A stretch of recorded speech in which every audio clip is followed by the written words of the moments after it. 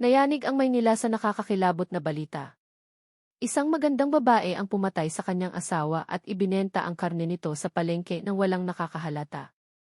Pero nang buksan ang investigasyon, may natuklasan ang mga pulis na mas madilim pa kaysa sa simpleng pagpatay.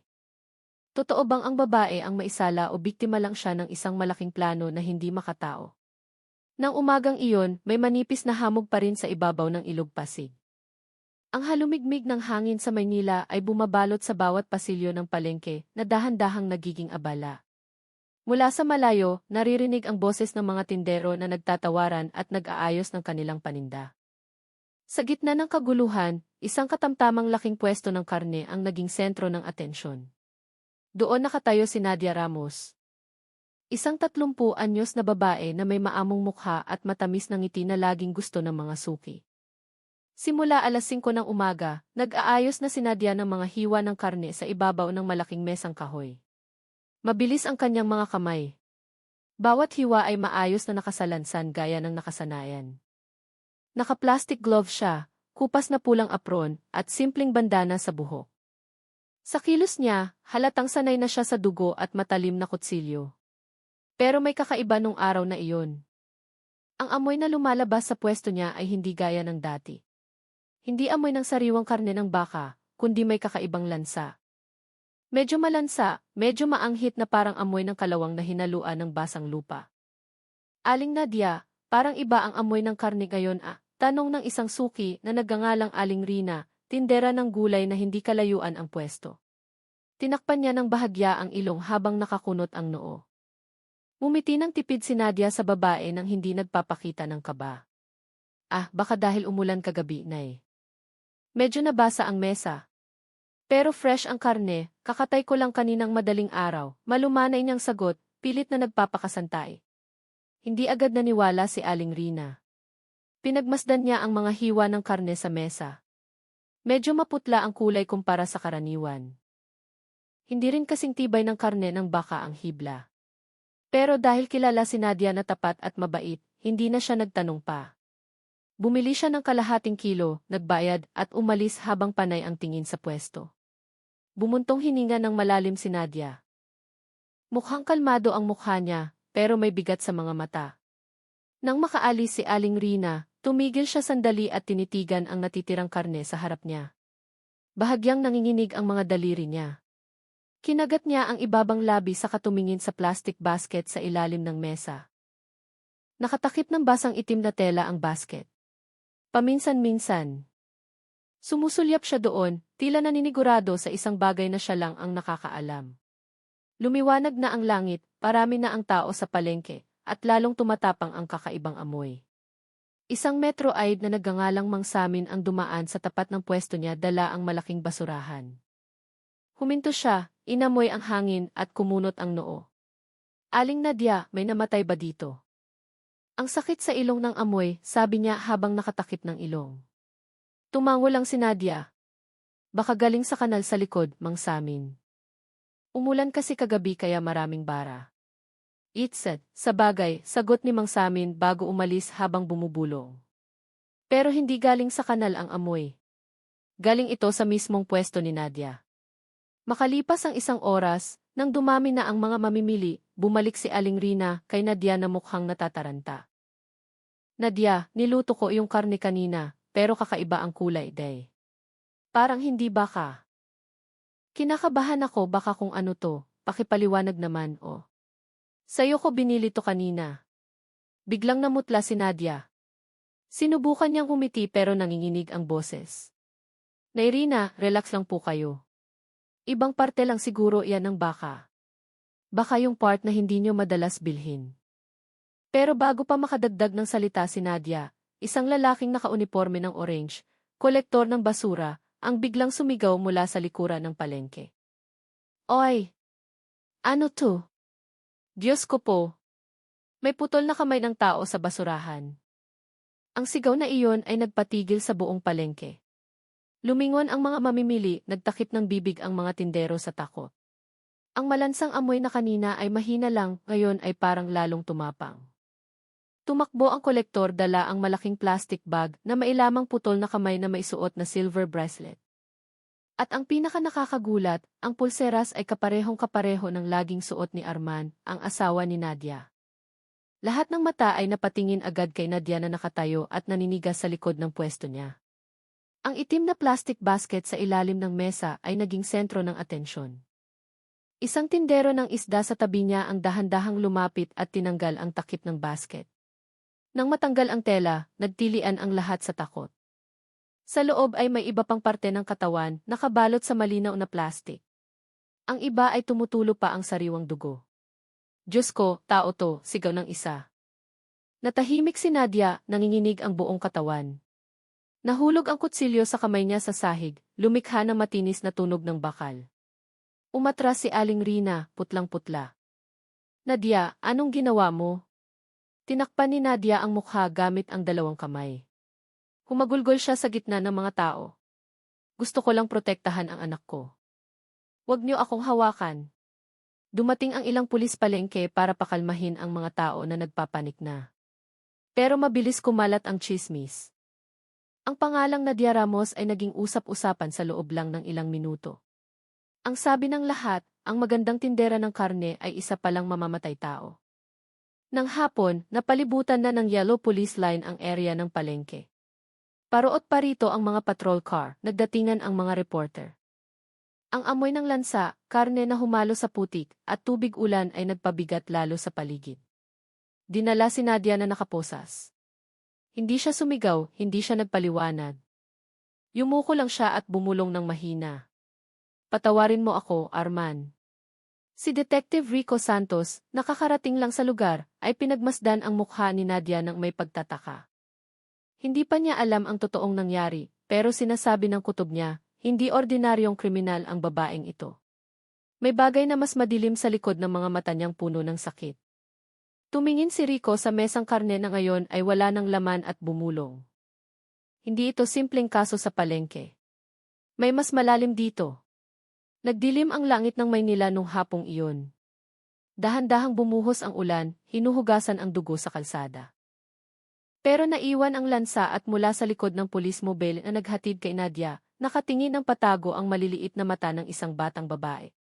Si Alia, ang nag-iisang anak ni Nadia, ay nakatayo sa sulok ng palengke habang yakap ang maliit na manika sa dibdib. Hindi siya umiiyak, pero ang mga mata niya ay nagtatago ng sugat na magpapabago sa lahat. Mabigat ang aura sa istasyon ng pulis nung hapong iyon. Amoy kape at usok ng sigarilyo ang pumuno sa maliit na kwarto kung saan nakaupo si Detective Rico Santos sa harap ng tumpok ng mga dokumento. Kakarating lang niya galing sa palengke dala ang mga ebidensyang nagpalito sa buong unit. Sa mesa, nakalatag ang litrato ng mga hiwa ng karne na natagpuan kanina, kasama ang silver bracelet na naging susi sa simula. Identified na. Ang pulseras na to ay kumpirmadong kay Arman de la Cruz. Sabi ng isang batang investigador sa mahinang boses. Tumango si Rico nang hindi lumilingon. So totoo ngang ang mga parte ng katawan ay hindi lang basta karne. May biktima tayo at ang biktima ay asawa niya mismo. Biglang tumahimik ang paligid, walang naglakas loob magsalita. Hindi pa rin makapaniwala ang lahat. Ang babaeng tindera ng karne na kilalang mahinhin at magalang sa palengke ay nagtatago pala ng ganun kasamang sikreto. Pero iba si Rico. Tumatanggi ang isip niya na maniwala sa kwentong masyadong simple. Pinagmasdan niya ang mugshot ni Nadia Ramos na kinuha ilang oras matapos ang pag-aresto. Magaang mata ng babae pero blanko ang tingin. Hindi parang masamang tao, kundi parang taong sumuko na sa isang bagay na mas malaki sa kanya. Samantala, sa detention cell sa ilalim ng istasyon, nakayuko si Nadia. Yakap niya ang tuhod, pagod ang mukha. Ang tunog ng tumutulong tubig mula sa kisame ang kasama niya sa katahimikan ng gabi. Pumikit siya. Pero sumugod ang mga alaala ng nakaraan. Ang boses ni Arman, ang asawa niya, ay malinaw na umaalingaw sa isip niya. Magtatrabaho lang ako ngayong gabi, Nad. Huwag mo na akong hintayin. Uwi ako mamayang madaling araw. Yun ang sabi ni Arman mga 2 linggo bago mangyari ang insidente. Pero nung gabing iyon, hindi na umuwi si Arman. Naghintay si Nadia sa bintana hanggang mag-umaga. Hindi makontak ang cellphone. Wala sa garahe ang motor. Lumipas ang mga araw at katahimikan lang ang sagot sa bawat tawag niya.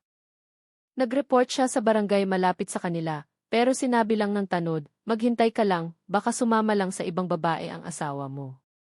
Natahimik si Nadia sa sinabing iyon. Alam niyang hindi romantikong lalaki si Arman, pero hindi rin ito yung tipong basta na lang iiwan ang pamilya. Mabilis uminit ang ulo nito, minsan nananakit ng walang dahilan. Pero sa likod ng pagiging marahas, alam ni Nadia na may itinatago ito.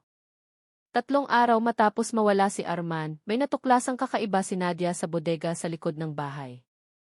Sa ilalim ng tumpok ng sako ng patuka sa manok, nakita niya ang isang malaking itim na maleta. May masangsang na amoy na lumalabas. Nang buksan, muntik nang mahimatay si Nadia. Sa loob ay may makapal na telang puno ng dugo at isang maliit na kahong bakal na may tatak na Kalindo Supply. Sa loob ng kahon, may ilang plastic bag na naglalaman ng mga bagay na mukhang hiwa-hiwalay na laman loob ng tao. Napasigaw si Nadia nung gabing iyon, pero walang nakarinig sa iyak niya. Nasa gilid ng syudad ang bahay niya, malayo sa mga kapitbahay. Agad niyang isinara ang maleta at naupo ng nanginginig habang nakatulala. Diyos ko, anong ginawa ni Arman? Simula noon, namuhay sa takot si Nadia. Gabi-gabi pakiramdam niya ay may nagmamasid sa kanya. Madalas tumunog ang telepono pero walang nagsasalita sa kabilang linya. May nag-iwan ng maikling mensahe sa ilalim ng pinto. Huwag kang magsalita. Ingatan mo ang paninda mo. Alam naming mag-isa ka lang. Alam ni Nadia na hindi lang pananakot ang mensaheng iyon. Dahil makalipas ang ilang araw, nakita niyang patay ang alaga niyang pusa sa tapat ng pinto, hiwa ang tiyan. Malinaw na babala. Ngayong nakaupo sa selda, ang lahat ng alaalang iyon ay parang bangungot na totoo. Tinitigan niya ang nanginginig na kamay. Dumating si Rico may dalang tubig at umupo sa harap niya. Nadia, may kailangan kaming malaman. Kailan mo huling nakitang buhay si Arman? Tumingin sa sahig si Nadia bago sumagot sa paos na boses. Nung gabi bago siya mawala, nag-away kami. Pinapatigil ko siya sa pagtatrabaho sa gabi. Hinala ko may ginagawa siyang bawal. Nagalit siya ng husto, sabi niya wala akong alam. Pagkatapos nun umalis na siya. At hindi mo siya hinanap. Hinanap ko, pero hindi siya ang pumunta sa bahay. Isang lalaking hindi ko kilala, sabi niya kaibigan siya ni Arman. Nagbigay siya ng pera at inutusan akong ibenta ang karne sa palengke. Sabi niya huling stock na raw yun ni Arman. Lumapit lalo si Rico. Sino ang lalaking yun? Umiling si Nadia. Hindi ko alam, pero natatandaan ko na may tatoo ng maliit na kutsilyo sa liig niya at tinawag niya ako sa buong pangalan ko, Nadia Ramos. Gayong hindi ko naman sinasabi ang buong pangalan ko kahit kanino sa palengke. Mabilis na nagtala si Rico. Tatoo na kutsilyo. Alam ang buong pangalan ng biktima. Hindi yun ordinaryong tao. Samantala, may iba pang natuklasan sa field investigation. Natagpuan ang kotse ni Arman sa isang bakanting warehouse sa gilid ng Maynila malapit sa isang ilog na walang tao. Sa loob ng kotse, may mga bakas ng dugo na tugma sa silya. Pero walang katawan, walang senyales ng panlalaban. Tanging upos ng sigarilyo sa dashboard at isang peking ii na may pangalang Henry Tan. Tinitigan ni Rico ang litrato nang nakakunot ang noo. Pamilyar ang pangalan. Narinig na niya ito nung nag-training siya sa kaso ng human organ trafficking 2 taon na ang nakakaraan, malaking sindikato na nag-operate sa ilang lungsod kasama na ang Maynila. Kung totoo ngang sangkot si Arman sa kanila, bulong ni Rico, baka biktima lang si Nadia na na-frame up. Lumalalim ang gabi. Mahina ang ulan sa labas ng bintana ng presinto.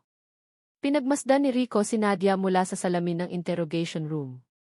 Nakaupo pa rin ang babae, hindi tumitingin kahit kanino, nakatitig lang ng blangko sa sariling kamay. Sa mga mata niya, may lungkot na hindi pangkaraniwan.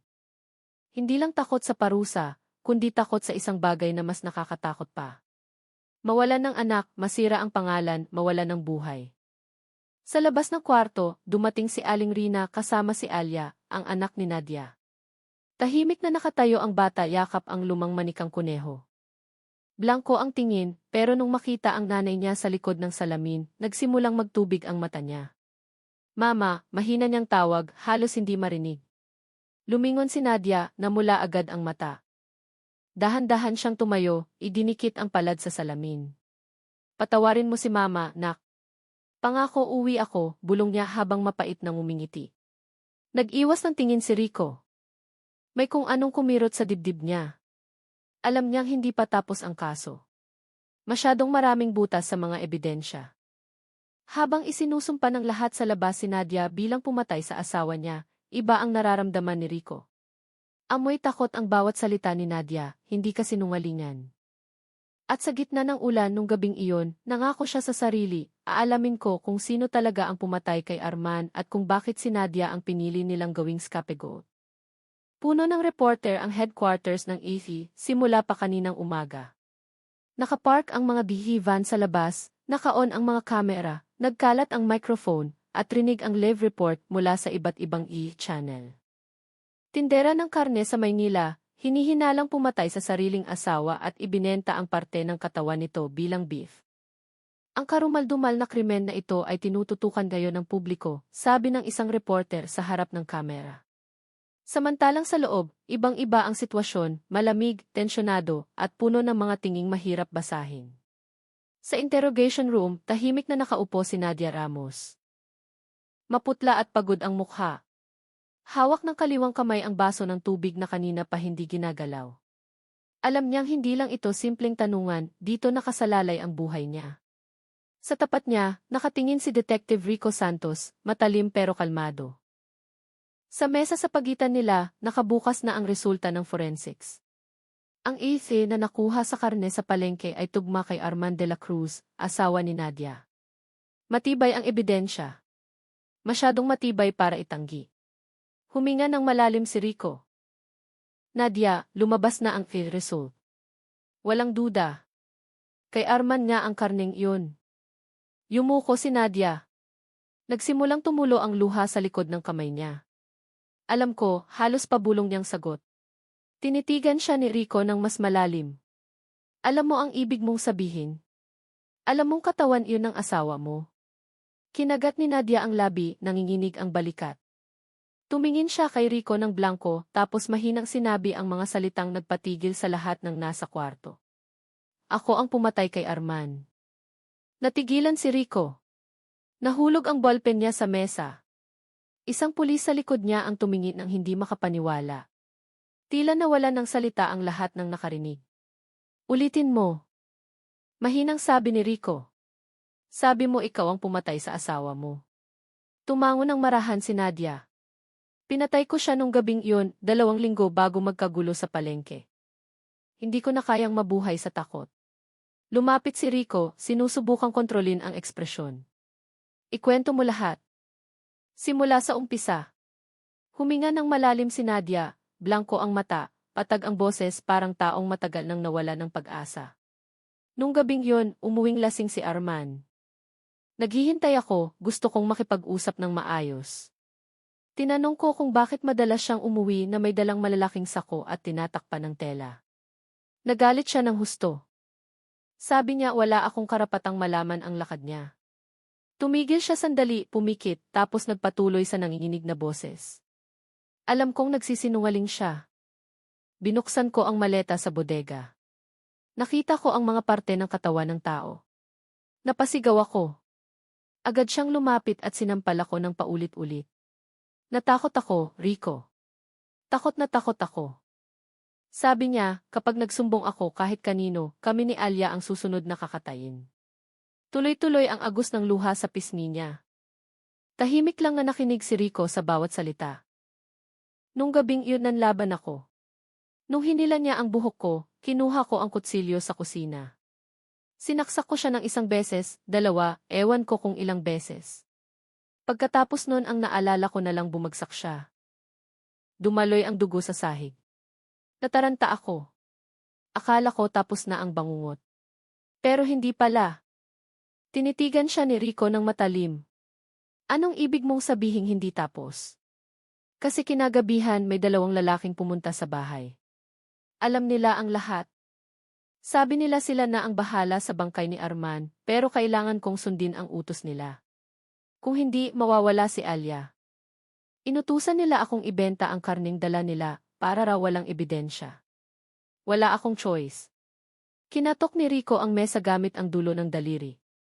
Mabilis na umikot ang isip niya. Sino yung dalawang lalaki? Umiling si Nadia. Hindi ko alam ang pangalan nila pero namukaan ko ang isa. May tatoo na maliit na kutsilyo sa lid. Tatoo na kutsilyo. Naalala ni Rico ang field report na nakita ang pangalan ni Henry Tan, may-ari ng Kalindo Supply.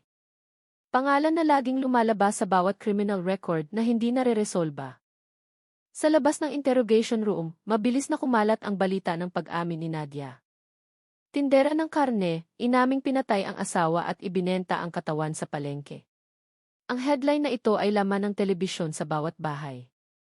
Nagkumpulan ang mga tao sa mga karinderya, pinag-uusapan ito ng may galit at pandidiri. Ang ganda pa naman pero kaya palang pumatay ng asawa, sabi ng isang tatay habang nagsisindi ng yosi. Baliw na yata. Malapit na ang gunaw, sagot ng isa. Ang bahay ni Nadia sa gilid ng lungsod ay pinagbabato ng mga galit na kapitbahay. Basag ang bintana, may vandal ang pinto na, mamamatay tao, gamit ang pulang pintura. Ang kapitbahay niyang si Aling Rina ay umiiyak na lang ng tahimik sa sulok ng kusina. Hindi niya alam kung kanino kakampi. Sa puso niya, naniniwala pa rin siyang may mali sa kasong ito. Samantala, sa kulungan, nakaluhod si Nadia sa sahig nakatitig sa pader. Kapipirma lang niya ng sinumpaang salaysay. Sinabihan siya ng pulis na magpahinga, pero hindi siya makatulog. Tuwing pipikit siya, nakikita niya si Arman. Ang tunog ng mga yapak, ang galit at ang dugo sa sahig ng bahay niya. Niyakap niya ang sarili, pinipigil ang panginginig. Biglang may narinig na mga yapak sa labas ng selda. Isang batang pulis ang dumaan may dalang sobre. Tinitigan niya si Nadia sandali tapos bumulong. May nagpadala sa'yo. Nagtaka si Nadia. Walang sulat sa loob ng sobre, kundi maliit na litrato. Litrato ng batang babae na natutulog sa kwarto. Si Alia. Sa likod ng litrato may sulat kamay gamit ang itim na tinta. Huwag ka nang magsasalita. Tandaan mo kung sino ang hawak namin. Nanigas ang katawan ni Nadia. Bumilis ang hininga. Tumingin siya sa kiki sa sulok ng kisame at bumulong. Parang awa niya na, huwag niyong sasaktan ang anak ko. Muling tumulo ang luha niya. Hinawakan niya ng mahigpit ang litrato at itinago sa ilalim ng unan. Si Rico nakakarating lang sa opisina ay nakatanggap ng report na may pumasok na hindi kilalang tao sa detention area na may dalang sobre. Pero nung hanapin, wala na yung tao, walang record sa kiki, parang hindi nag-exist. Hindi umuwi si Rico nung gabing iyon. Umupo siya sa harap ng whiteboard. Idinikit ang litrato ni Arman, Nadia, at ang simbolo ng maliit na kutsilyo na siyang pangunahing lead. Alam niyang mukhang totoo ang pag-amin ni Nadia, pero may mali pa rin. Ang sinabi ni Nadia na inutusan nila akong ibenta ang karne, ay paulit-ulit sa isip niya. Kung totoo ngang pinatay ni Nadia si Arman, dapat tapos na ang kaso. Pero bakit may nagbabanta pa rin? Bakit target si Alia? At bakit lumabas ang pangalan ng Kalindo Supply sa duguan na maleta? Pumikit si Rico, tinitigan ang board na puno ng sulat. Bumulong siya. May ibang tao sa likod nito at hindi pa sila tapos. Sa labas ng istasyon, itim na itim ang langit ng Maynila. Umiihip ang hangin dala ang amoy ng ilog Pasig. Sa malayo, sa likod ng lumang gusali, isang malaking lalaki ang nakatingin sa litrato ni Rico sa cellphone niya. Sa liig niya may maliit na tatoo ng kutsilyo. Ngumiti siya ng tipid tapos may sinabi sa kausap sa telepono. Nagdududa na siya. Kung maghuhukay pa yung detective na iyan, patatahimikin natin siya gaya ni Arman. Naputol ang tawag. At muling tumahimik ang gabi sa Maynila, tinatago ang sikretong nagsisimula palang mabunyag. Bumuhos ang malakas na ulan sa Maynila nung gabing iyon. Madulas ang kalsada. Kumikislap ang mga ilaw ng poste sa baha. Sa loob ng police car na nakaparada sa gilid ng ilog Pasig, tahimik na nakaupo si Detective Rico Santos habang nakatitig sa laptop. Nasa screen ang mga litrato mula sa investigasyon, mukha ni Arman de la Cruz, mugshot ni Nadia Ramos, at logo ng malaking meat company. Kalindo Supply. Bumuntong hininga ng malalim si Rico. Simula nung umamin si Nadia, hindi na siya mapalagay. Sigurado siyang si Nadia ang pumatay kay Arman, pero alam din niya. Sa likod ng pagpatay na iyon, may bagay na higit na mas malaki, mas madilim. Isang sindikato na matagal nang gumagalaw ng patago at si Arman ay pain lang. May kumatok sa pinto. Pumasok si AC Isabenjo, tauhan niya, na may dalang makapal na folder. Sir, lumabas na ang resulta ng additional investigation. Sabihin mo, mabilis na sagot ni Rico. Binuksan ni Benjo ang folder at inilabas ang ilang litrato. Tinrace namin ang bank transactions ni Arman nung nakaraang 2 buwan. May pumasok na pera galing Kalindo Supply, 1 million pesos. Pero ang nakakapagtaka, pagkatapos mamatay ni Arman, nilipat agad ang pera sa account ng isang nagngangalang Feher Santos. Admin staff ng Kalindo na nawawala ngayon. Tinitigan siya ni Rico. Nawawala simula kailan? 2 araw pagkahuli kay Nadia, wala nang tao sa bahay niya.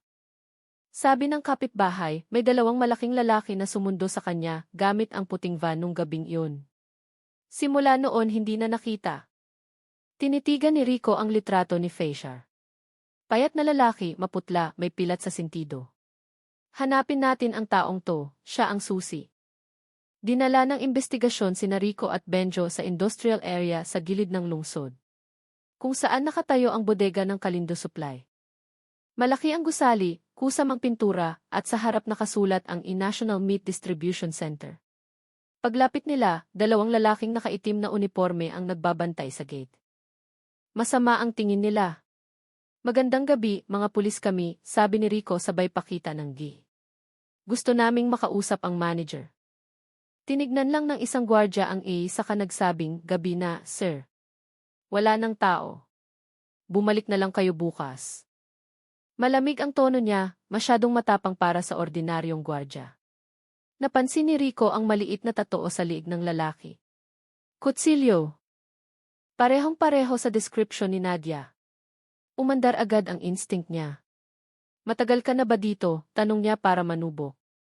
Kilala mo ba si Surya? Maikli lang ang sagot.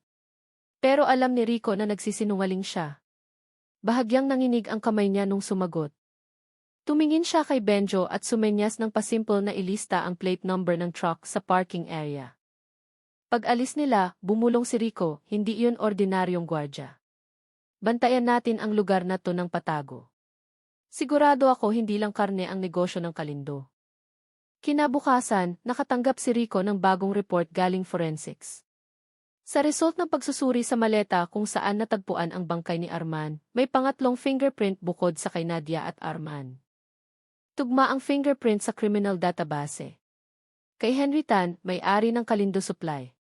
Ang pangalang iyon ay opisyal ng nasa investigation list.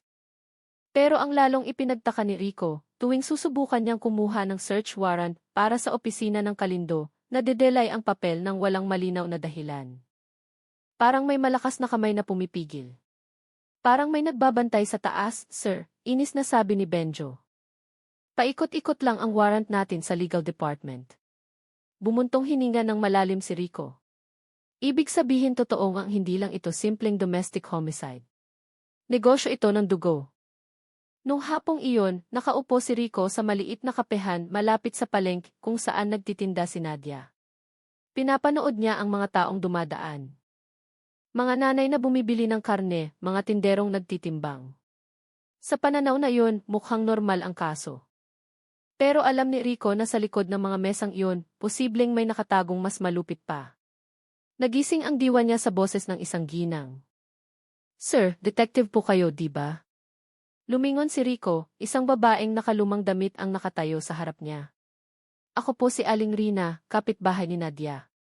Ah, opo. Upo po kayo, Nay. Tumingin sa paligid si Aling Rina ng balisa sa kabumulong. Alam kong dapat manahimik na lang ako, pero natatakot ako na baka mawala na lang ito bigla. Ano po iyon?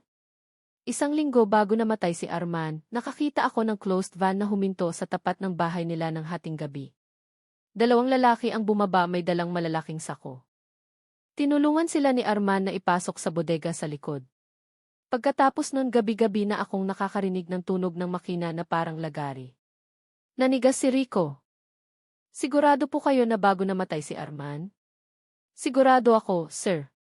Tandang-tanda ko kasi nawala ng kuryente nung gabing iyon. Dahil sa statement na iyon, nagdugtong-dugtong na ang lahat sa utak ni Rico. Hindi ordinaryong biktima si Arman. Bahagi siya ng mas malaking kadena. Human organ at flesh trafficking.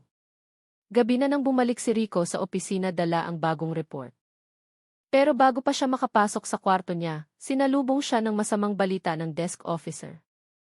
Sir Rico, inilipat po ang suspect na si Nadia Ramos sa Central Jail kaninang hapon, pero inambush ang convoy sa daan papuntang Cavite. Patay lahat ng escort. Nawawala ang suspect. Natigilan si Rico. Anong nawawala? Opo, sir. Nahanap ang sasakyan na sunog pero walang bangkay. Tumakbo agad siya palabas para tignan ang crime scene report. Sunog na sunog ang police mobile sa gilid ng gubat. Rangka na lang ang natira at amoy gasolina. Pero sa mga guho may nahanap na bagay. Litrato ng batang babae na nagngangalang Alia na sunog ang kalahati na nakaipit sa upuan sa likod. Matagal na tinitigan ni Rico ang litrato. Kung kinidnap si Nadia, ibig sabihin hindi pa sila tapos sa kanya, bulong niya. Tumingin si Benjo sa boss niya nang may kaba. Ano nang gagawin natin, sir? Tumingin si Rico sa langit na nababalot ng hamog. Hahabulin natin sila simula ngayong gabi. Gusto kong malaman kung sino talaga si Henry Tan at kung anong tinatago niya sa likod ng kalindo. Samantala, sa isang hindi alam na lugar, nakatutok ang kamera sa madilim na kwarto na may kumukurap na neon light. Nakaupo si Nadia sa bakal na upuan, nakakadena ang kamay. Sa harap niya, isang malaking lalaki na may tatoo ng kutsilyo sa liig ang nakatitig sa kanya ng masama. Umisi ang lalaki. Masyado kang madaldal, Nadia. Tumingin sa kanya si Nadia nang nanghihina. Pinatay niyo na si Arman. Ano pa bang gusto niyo? Tumawa ng mahina ang lalaki, lumapit at bumulong sa tenga niya. Hindi pa kami tapos. Akala mo asawa mo lang ang naging karne. Tumingin sa kanya si Nadia nang may takot saka sumigaw nang mamatay ang ilaw. At sa malayo, nagsimulang umugong ang tunog ng malamig na makina. Malakas ang ulan sa headquarters nung gabing iyon. Nakatayo si Detective Rico Santos sa harap ng malaking board na puno ng litrato, mapa at pulang linyang nagkokonekta sa isa't isa. Sa gitna nandoon ang logo ng Kalindo Supply at sa ilalim ay nakasulat gamit ang itim na pentel pen, Operation Kalindo starts tonight. Tinitigan ni Rico ang mga tauhan niya na naka-tactical vest. Limitado ang oras natin, sabi niya sa matatag pero mahinang boses. Buhay pa si Nadia Ramos. Sabi ng source natin nasa isa siya sa mga bodega ng Kalindo sa labas ng lungsod malapit sa industrial zone.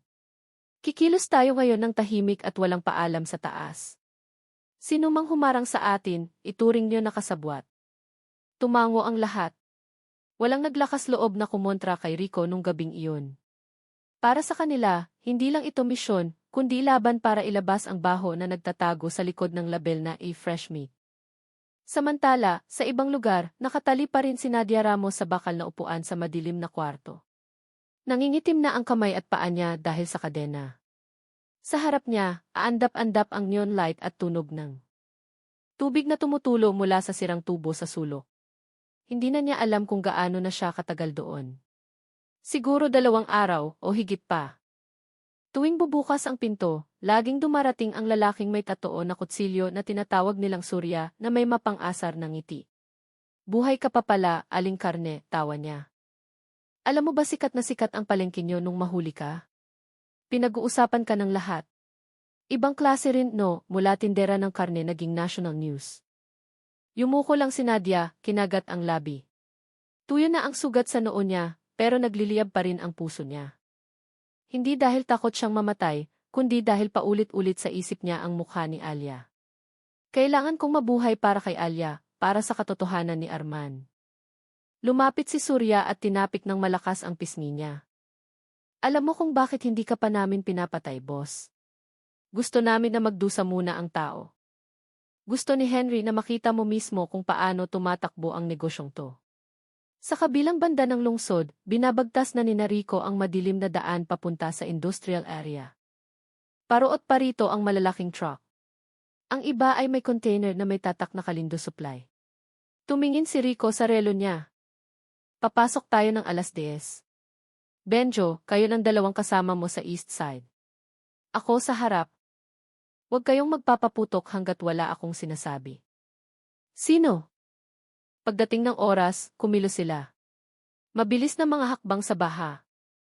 Sumuot si Rico sa sirang bakod sa likod, dumaan sa tumpok ng mga kahon ng frozen meat. Menusok ang lansa kahit may mask.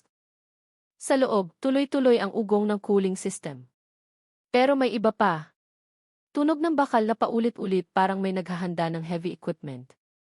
Idinikit ni Rico ang katawan sa pader at sumilip sa siwang ng pinto. Nakita niya ang tatlong lalaking nakalabgown na naglalagari ng kung ano sa mahabang bakal na mesa. Sa dulo ng mesa nakasabit ang ilang supot na mailamang organ ng tao sa loob ng freezer. Napigil ni Rico ang hininga. Diyos ko, bulong niya. Tama si Nadia. Sa kabilang kwarto, si Henry Tan, lalaking nakasalamin na may malamig na mukha, ay may kausap sa satellite phone. Huwag niyong hayaang may sumingaw. Nagsisimula ng maghinala ang pulis. Ipadala ang lahat sa pantalan ngayong gabi. Kalmado pero matalim ang boses niya. Tinitigan niya ang monitor na nagpapakita ng TV sa kwarto kung saan nakakulong si Nadia. Kapag nagsalita pa ang babaeng yan, tapusin niyo na. Tumango si Surya na nakatayo malapit sa monitor.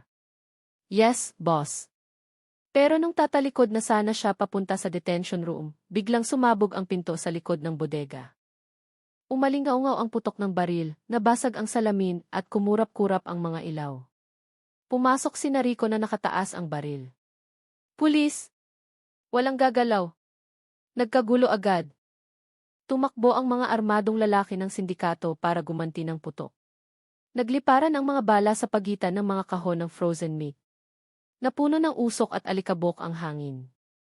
Tumakbo si Rico papunta sa West Hallway, sinipa ang bakal na pinto hanggang bumukas. Sa loob nakita niya si Nadia na nanghihina, nakatali pa rin sa upuan. Nadia, ako to si Detective Rico. Nandito ako para tulungan ka. Tumingin si Nadia ng malabo. Totoo ka ba? Mabilis na tinanggal ni Rico ang kadena sa kamay niya. Kailangan mong sumama sa akin ngayon. Hindi ligtas dito. Bago pa sila makalabas, lumitaw si Surya na may hawak na baril. Tigil, detective, sigaw niya. Amin ang babaeng iyan. Tinitigan siya ni Rico ng matalim. Tama na ang pagpatay mo. Ibaba mo ang baril mo. Tumawa ng mapang-asar si Surya. Sa tingin mo mapipigilan mo ang ganito kalaking negosyo ng mag-isa? Pumutok siya, muntik nang tamaan si Rico. Pero dahil sa mabilis na reflexes, nakaganti ng putok si Rico. Tumama ang bala sa dibdib ni Surya. Sumuray-suray siya, nakatingin kay Rico habang tumutulo ang dugo sa bibig. Alam na ni boss ang lahat, mahina niyang sabi bago bumagsak na wala ng buhay. Inalalayan ni Rico si Nadia palabas. Sa labas, narinig na ang sirena ng backup. Dumating na rin sa wakas ang ibang unit matapos madetect ang pagsabog. Lumapit si Benjo. Clear na ang warehouse, sir. Pero nakatakas si Henry sa likod papuntang pier. Kinuyom ni Rico ang kamao. Hindi pa tayo tapos. Habulin niyo. Umalis sila nung gabi ring iyon sa warehouse na puno na ngayon ng forensics team. Dinala si Nadia sa ospital. Bago sumakay ng ambulansya, hinawakan niya ng mahina ang kamay ni Rico. Detective, iligtas mo si Alia. Tinitigan siya ni Rico ng seryoso. Nasaan si Alia? Umiyak si Nadia. Alam nilang mahuhuli ako. Kinuha nila siya agad. Umwang ang ambulansya palayo dala si Nadia. Nakatayo lang si Rico sa ilalim ng ulan, nakatingin sa maulap na langit. Ngayon alam ko na hindi pa tapos ang lahat. Hanggat buhay si Henry, walang ligtas. Sa ibang lugar, sa isang cargo ship na dahan-dahang umaalis sa pantalan ng Maynila, nakatayo si Henry Tan sa deck habang nakatingin sa dagat. Sa likod niya, may maayos na nakasalansa na katamtamang laking kahon. Nakasulat sa ibabaw, Specimen 12, Destination, Cambodia. At sa likod ng tunog ng alon, may naririnig na mahinang boses ng bata mula sa loob ng kahon. Mama, tulong. Malakas ang hangin sa dagat nung gabing iyon. Sa port area, malabong marinig ang tunog ng barko na naghahandang umalis papuntang karagatan. Tumagos ang spotlight sa maalat na hamog. Lumitaw ang silweta ng malaking cargo ship na may tatak na Kalindo Export Line. Sa upper deck, nakatayo si Henry Tan na blanko ang mukha. Hawak niya ang satellite phone. Siguraduhin niyong walang nakasunod. Kailangang makarating ang barkong to sa Cambodia sa loob ng 2 araw. Kailangang buhay ang specimen 12. Mula sa likod ng mga kahoy na petty, may mahinang boses na narinig. Bumulong si Alia sa takot. Takot ako. Pero walang sumagot. Tanging ugong ng makina at yabag ng sapatos ng mga gwardya ang naririnig niya. Samantala sa headquarters, nakatitig si Detective Rico Santos sa malaking screen na nagpapakita ng mapa ng karagatan ng Maynila. Sa tabi niya, dala ni Benjo ang resulta ng mabilisang investigasyon. Sir, na-trace namin ang satellite signal ni Henry. Huling na-detect 2 hours ago papuntang South Harbor. Nakaalis na ang barko. Kinuyom ni Rico ang kamao. Kung ganun hindi na tayo pwedeng maghintay ng order. Habulin natin ngayon, sir. Delikado kapag walang permit. Kapag pumalpak, sira ang career nyo. Tinitigan ni Rico si Benjo ng matalim. Benjo, nakita ko mismo ang mga putol na katawan sa warehouse na iyon. Hindi ito tungkol sa career, tungkol ito sa buhay ng bata. Ihanda ang barko, bilis. Aalis tayo ngayong gabi. Umaambon habang binabagtas ng 2 patrol boat ang madilim na karagatan. Ang ugong ng makina ay nakikipagsabayan sa ingay ng alon. Nakatayo si Rico sa unahan, nakadikit sa katawan ang basang raincoat. Sa isip niya isa lang ang pangalan, Alia. Ang batang posibleng takot na takot ngayon sa gitna ng barko ng mga mamamatay tao. Sir! Binasag ng boses ni Benjo ang katahimikan. May na-detect kaming mahinang signal, posibleng galing sa cargo ship ng Kalindo. 7 miles sa unahan. Sige, habulin nyo. Patayin ang navigation lights. Lalapitan natin ng tahimik. Habang papalapit sila, nagsisimula ng makita ang anino ng malaking barko. Itim na itim ang gilid nito na may nakasulat na Kalindo Export Line na malabo dahil sa ulan. May mga nakitang gwardya na nagpapatrolya sa deck na may dalang mahahabang baril. Kinuha ni Rico ang night vision binoculars at tumingin sa likuran. Doon may nakita siyang nagpakulo ng dugo niya. Ilang malalaking petty ang inaakyat sa freezer at isa doon ay gumagalaw ng mahina mula sa loob. Alia! Bulong niya. Sa taas ng barko, nakatingin si Henry sa monitor na nagpapakita ng mapa. Makakalabas na tayo ng Pilipinas sa loob ng 2 oras, sabi niya sa isa sa mga bodyguard. Pagdating dun itapon lahat ng ebidensya pati ang bata. Tumango ang bodyguard ng walang ekspresyon. Pero bago pa siya makatalikod, may narinig na malakas na pagsabog sa kanang bahagi ng barko. Umuga ng malakas ang barko. Namatay ang ilaw sandali. Tumunog ng malakas ang emergency siren. Ano iyon? Sigaw ni Henry. Sa gitna ng kaguluhan, umalingaw ang boses sa megaphone mula sa dagat. Pulis ito. Barko ng Kalindo. Ihinto ang makina at sumuko. Tumalon si Rico sa hagdan ng barko gamit ang hook, nagpaputok ng baril sa ere. Mabilis na gumanti ng putok. Nagpalitan ng putok sa ilalim ng malakas na ulan. Umakyat sina Benjo sa kabilang side, binaril ang spotlight para magdilim. Sa gitna ng barilan, pumasok si Rico sa main room ng barko. Hinihingal. Handa ang baril na paputukan ang sinumang haharang. Dumaan siya sa masikip na hallway habang yumanig ang dingding dahil sa ugong ng makina. Bawat hakbang ay parang pagpasok sa bunganga ng halimaw. Sa freezer, nakakulong pa rin si Alia sa loob ng petty. Umiiyak siya ng mahina, kinakagat ang dulo ng damit para hindi marinig. Biglang may papalapit na yapak, binuksan ng marahas ang pinto. Isang lalaking nakaitim ang tumingin sa kanya ng malamig. Anak ito ni Nadia, diba, boss? Ipapapatay na. Pero bago pa may angat ng lalaki ang baril, tinamaan siya ng bala sa ulo. Bumagsak siya agad. Lumitaw si Rico sa pinto na puno ng pawis ang mukha. Tinitigan siya ni Alia ng nanlalaki ang mata, hindi makapaniwala. Sino po kayo? Kaibigan ako ng nanay mo. Nandito ako para iwi ka. Binuhat ni Rico ang bata at niyakap ng mahigpit. Kailangan na nating lumabas dito. Pero narinig ang mabibigat na hakbang na papalapit. Mula sa hallway, lumabas si Henry Tan na may hawak na automatic pistol. Nanigas ang mukha. Basang-basa ang damit sa ulan at dugo. Ibaba mo ang bata, detective. Hindi mo alam kung anong ginugulo mo. Tinitigan siya ni Rico ng matalim. Alam na alam ko. Naghihiwa ka ng katawan ng tao at pinapadala sa ibang bansa at may gana ka pang tawagin itong negosyo. Ngumisi ng malamig si Henry. Sa tingin mo ba malinis ang mundo? Ang mga nasa taas kumakain ng karne galing sa trabaho namin. Sa tingin mo may pakialam sila? Puno ng galit ang tingin ni Rico. Kung ganun ngayong gabi titigil na ang maruming negosyo na iyan. Umalingaw-ngaw ang putok ng baril. Maikli pero brutal na labanan ang sumiklab sa masikip na kwarto. 2 bala ang tumama sa bakal na pader. Isa ang tumama sa balikat ni Rico. Pero nanatili siyang nakatayo. Gumanti siya ng putok. Tumagos ang bala sa dibdib ni Henry. Sumuray-suray ang Big Boss habang nakatingin kay Rico ng mapula ang mata. Sa tingin mo ba pag pinatay mo ako tapos na ang lahat? Napaluhod si Henry tapos bumagsak.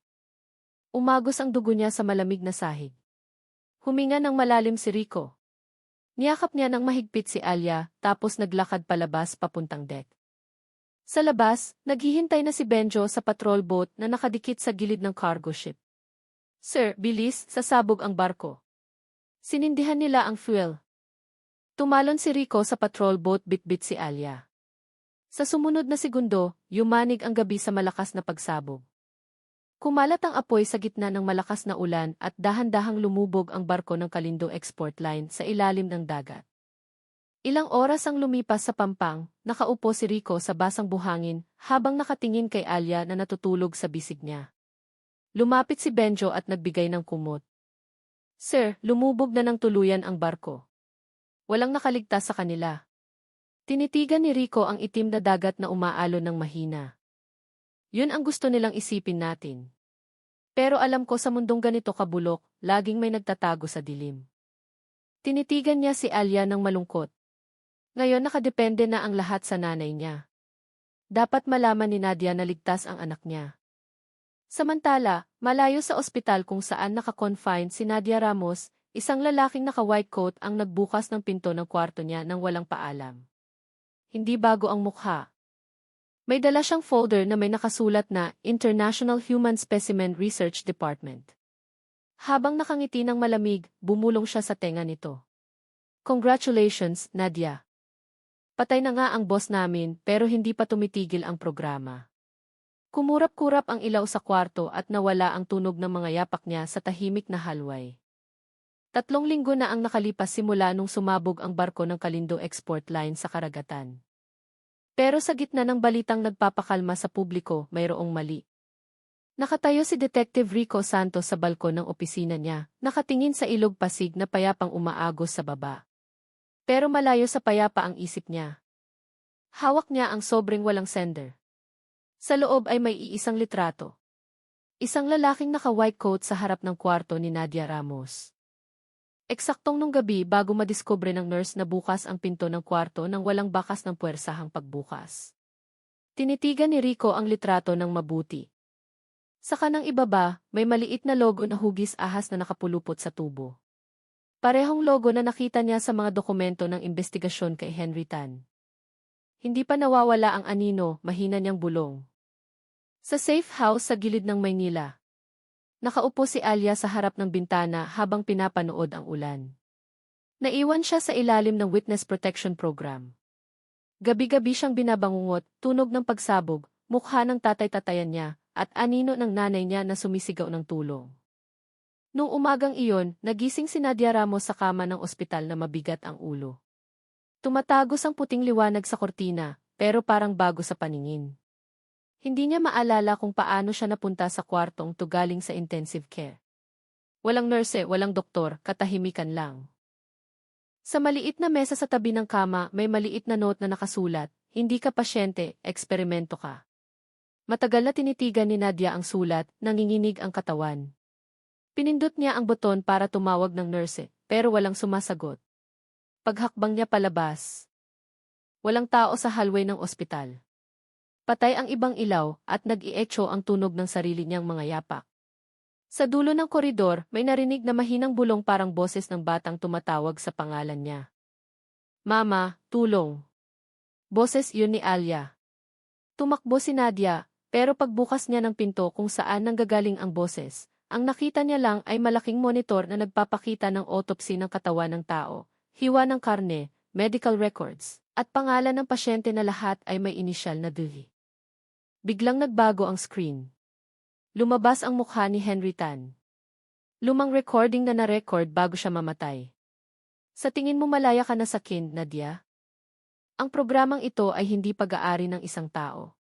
Sistema to at hindi namamatay ang sistema. Namatay ang monitor. Kusang nag-lock ang pinto sa likuran niya. May lumabas na puting usok mula sa kisam na nagpahilo kay Nadia. Mabilis na umikot ang mundo at nagdilim ang lahat. Nang hapon, nakatanggap si Rico ng tawag mula sa ospital kung saan naka-confine si Nadia. Sir, nawawala po ang pasyente na si Nadia Ramos. Hindi namin alam kung paano. Natahimik si Rico ng ilang segundo. Kailan huling nakita? 3 hours ago po nang nagpakilalang taga-Biomedical Research Department. Pero nung chinek namin, walang record ng bisita galing sa ahensyang iyon. Hinampas ni Rico ang mesa. Nagsisimula na naman sila. Nagmadali siyang lumabas ng opisina kasunod si Benjo. Ihanda ang sasakyan, pupunta tayo sa ospital ngayon na. Paggabi na nung dumating sila. Madilim ang ibang hallway ng ospital na parang sadyang ginawang tahimik. Mukhang kinakabahan ang gwardya. Sa kwarto kung saan dating naka-confine si Nadia, amoy gamot na lang ang natira at kapirasong papel sa sahig. Pinulot ito ni Rico. May maliit na sulat kamay sa ibabang sulok. Huwag mo akong hanapin. Nakikita nila gamit ang mata ng mga taong pinagkakatiwalaan mo. Tinitigan ni Benjo ang sulat.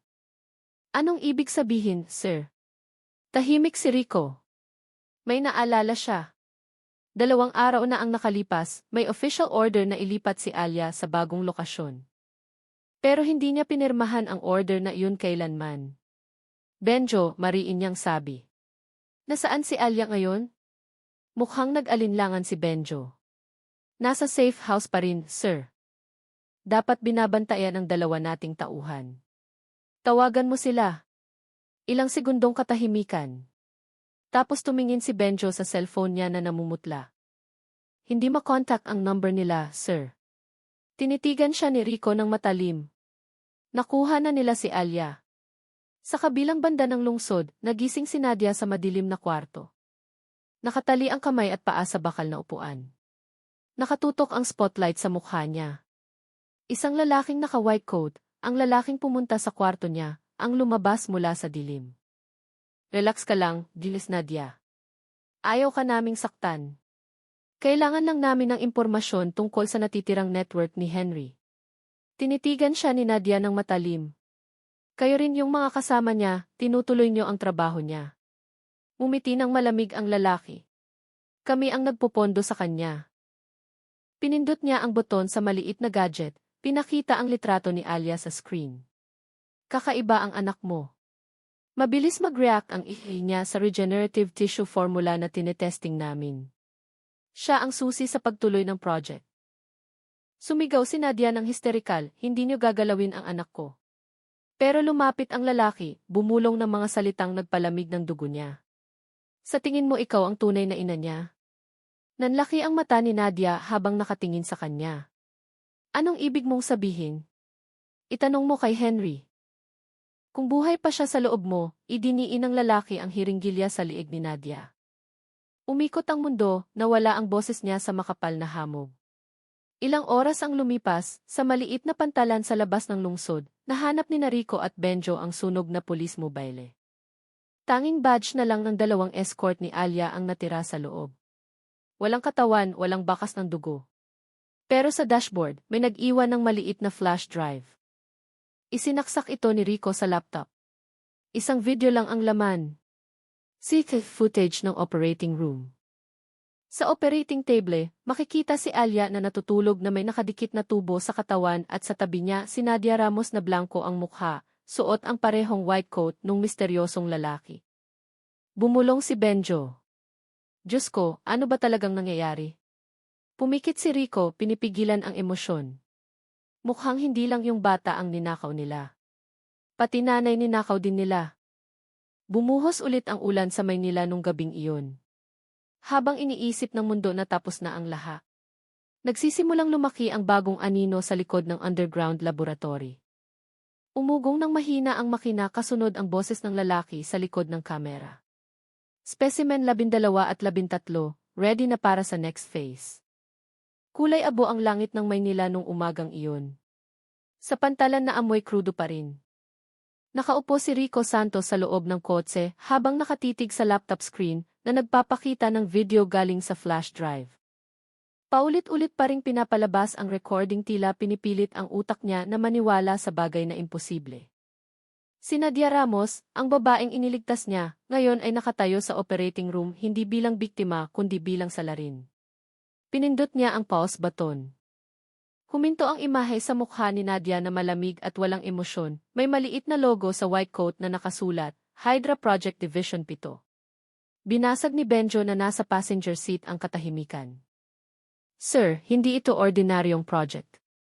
Lumabas ang pangalang Hydra sa lumang Intel report, underground biomedical project na sinasabing isinara na 12 years ago. Tumingin sa kanya si Rico. Sinong namumuno? Bumuntong hininga ng malalim si Benjo, hindi binanggit. Pero kung totoong ang active ulit sila. Baka paon lang si Henry. Isinara ni Rico ang laptop at hinawakan ang ulo. Umiikot ang lahat. Ang pagkamatay ni Henry, ang pagkawala ni Nadia at Alia na ginawang specimen, pakiramdam niya napapaligiran siya ng hamog ng konspirasya na hindi matagos. Sa ibang lugar, nagising si Nadia Ramos sa isang underground laboratory. Umuugong pa rin ang tenga niya dahil sa ineksyon kagabi. Gawa sa makapal na salamin ang dingding ng kwarto at sa kabila, sa likod ng one-way mirror, makikita ang ilang taong naka-formal attire na nakatingin sa kanya. Sinubukan niyang alalahanin, pero pira-piraso lang ang memorya niya, malabo, boses ng lalaking malamig magsalita, litrato ni Alia sa screen at ang mga salitang iyon. Sa tingin mo ikaw ang tunay na ina niya? Tinitigan ni Nadia ang kamay niya. May bagong sugat sa ilalim ng pulso na hugis, maliit na bilog parang galing sa medical instrument. Bumulong siya sa sarili, anong ginawa niyo sa akin?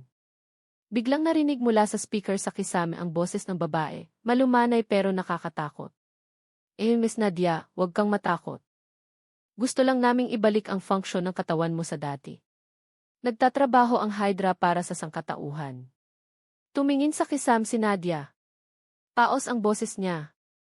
Sangkatauhan. Pinatay niyo ang asawa ko, kinuha niyo ang anak ko, at ginawa niyo akong ginyapig. Hindi yan makatao. Tumawa ng mahina ang boses. Mali ka. Namatay si Arman dahil ayaw niyang ibahagi ang dugo niya sa project namin. Si Alia naman, resulta siya ng dugo niyo ni Arman na matagal na naming minodify. Natigilan si Nadia. Nanginig ang katawan niya. Hindi totoo. Hindi mo ba natatandaan? 5 taon na ang nakakaraan na kunan ka, pero pagkatapos nun bigla kang nabuntis ulit ng walang medikal na paliwanag. Yun ang simula ng pagkabuo kay Alia. Hindi siya natural na bata, Nadia. Siya ang unang prototype ng Hydra Protocol. Sumigaw ng malakas si Nadia hanggang sumakit ang lalamunan niya. Hinampas niya ang makapal na salamin sa harap niya, pero hindi man lang nagkalamat. Tumulo ang luha niya at sa gitna ng paghikbi, naibulong lang niya, Alia, patawad. Samantala, nagmamaneho si Rico Santos papuntang probinsya, kung saan naroon ang lumang headquarters ng Kalindo Supply na ginamit noon ni Henry. Mahabang bayahe na dumadaan sa basang gubat at likulikong daan dahilan para mag-isip siya ng malalim. Si Benjo sa likod ay sinusuri ang mga dokumento ng digital tracking result. Sir, may record ang Hydra ng project sa ibang bansa. May research report na kasama ang pagpapadala ng human specimen gamit ang rutang dagat na kapareho ng barko ni Henry.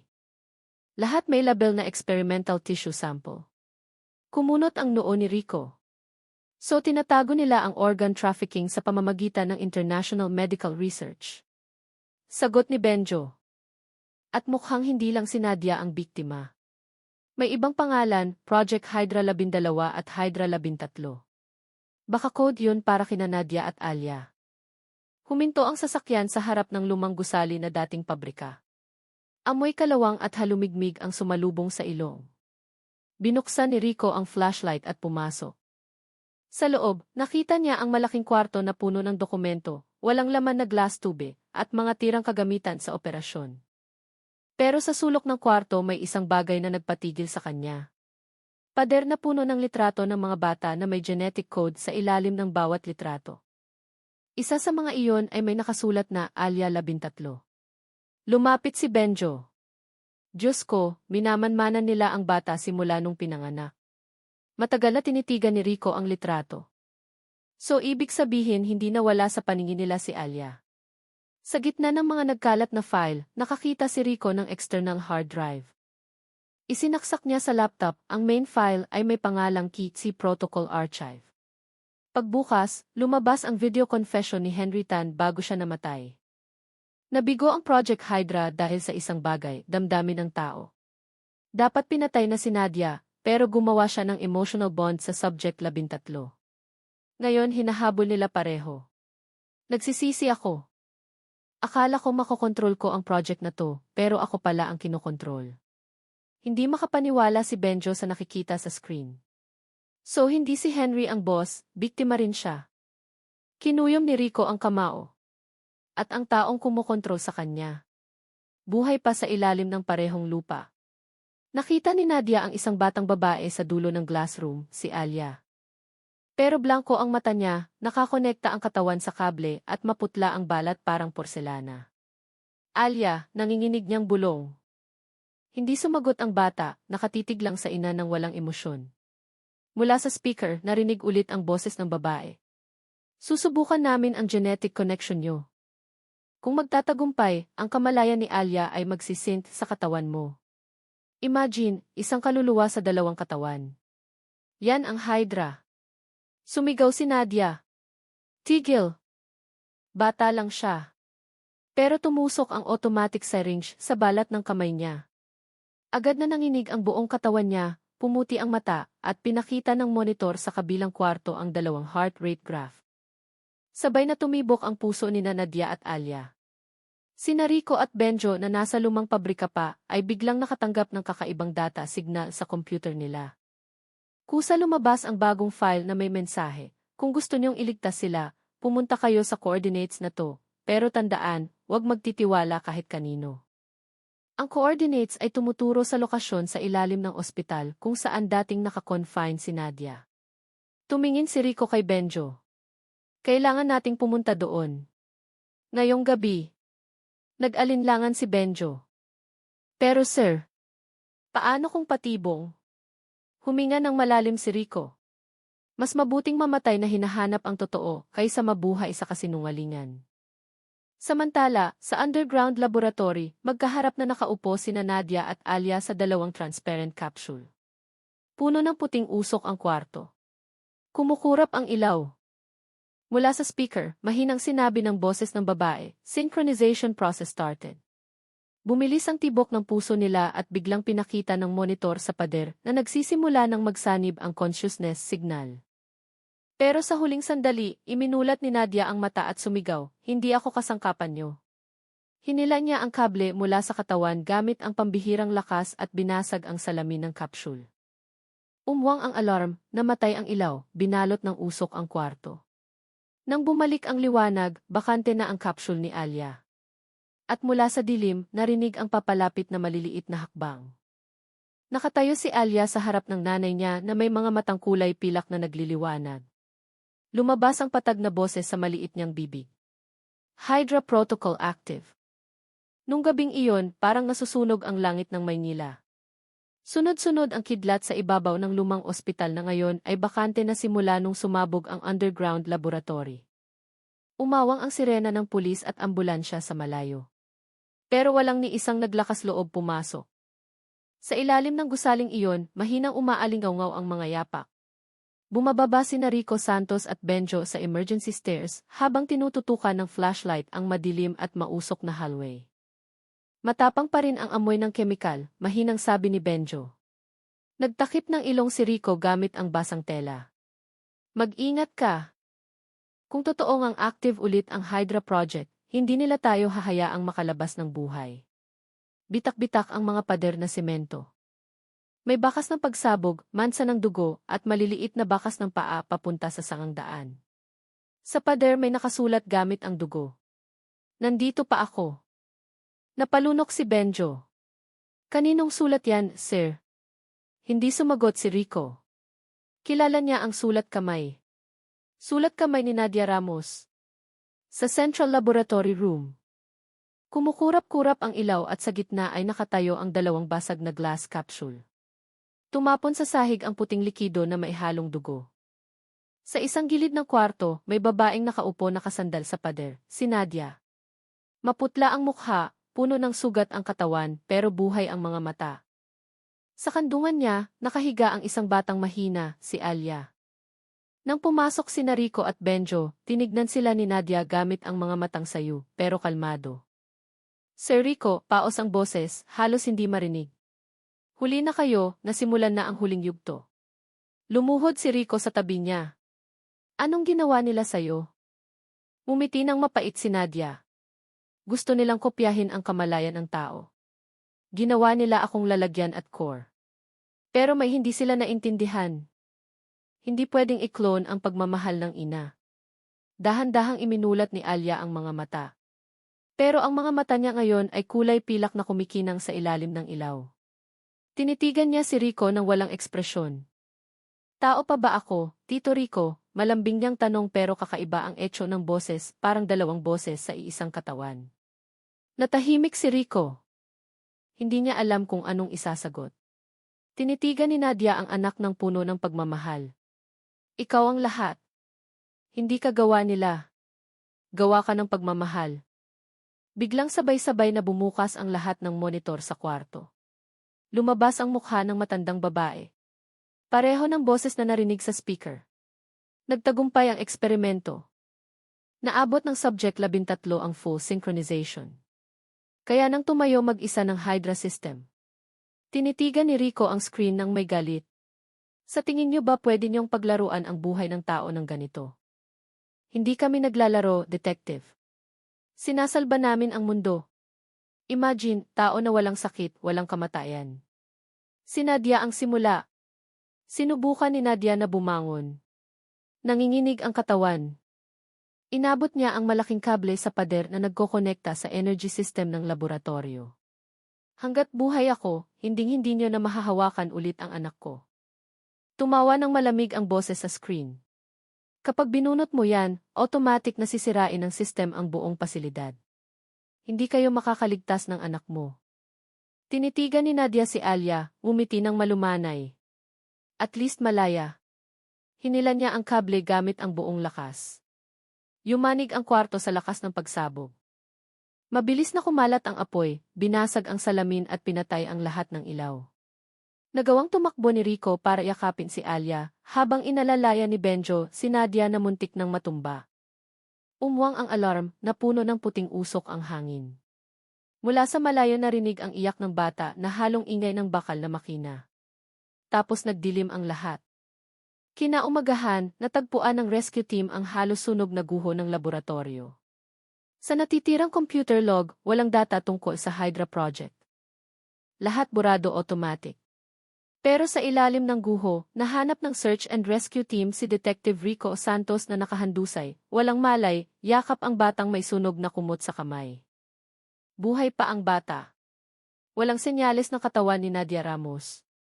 Ilang linggo ang lumipas, naka-confine si Alia sa military hospital na may mahigpit na bantay. Hindi siya nagsasalita. Normal na ang mata niya, pero madalas siyang magsulat ng iisang pangungusap sa diary ng paulit-ulit. Hindi patay si Mama. Nandito si Mama. Dumadalaw si Rico tuwing hapon dala ang storybook at paboritong chocolate ni Alia. Lagi siyang nakaupo sa parehong upuan, nakatingin sa batang tahimik lang. Isang araw nung pauwi na si Rico, tinawag siya ni Alia ng mahina. Tito Rico. Lumingon si Rico. Yes, nak. Umiti ng tipid si Alia tapos nagsabi sa patag na tono, pero malinaw, salamat sa pag-aalaga sa katawan ko. Ang boses ay hindi boses ng bata, boses iyon ni Nadia Ramos. Natigilan si Rico, parang nanigas ang dugo niya. Nadia, diretso ang tingin ni Alia sa kanya. Wala na akong masyadong oras. Ang kamalayan ko ay natira sa kanya. Nabigo ang Hydra na sirain ang lahat, pero may parte ng system na buhay pa rin sa loob ni Alia. Please, alagaan mo siya, Rico. Kapag bumalik sila, wag mong hayaang gamitin nila siya ulit. Umandap-andap ang ilaw sa kwarto sandali. Kumurap ang monitor sa tabi ng kama, nagpapakita ng double brainwave. Dalawang magkaibang signal sa iisang katawan. Ilang segundo ang lumipas, pumikit si Alia at nakatulog. Matagal siyang tinitigan ni Rico. Tumulo ang luha sa pisngi niya. Alam niyang wala na si Nadia, pero hindi rin ganap na nawala. Sa labas, dahan-dahang sumisikat ang araw sa Maynila. Kumikinang ang tubig sa ilog, nagre-reflect ng ginintuang sinag. Mukhang payapa ang mundo. Tila natapos ang lahat ng payapa.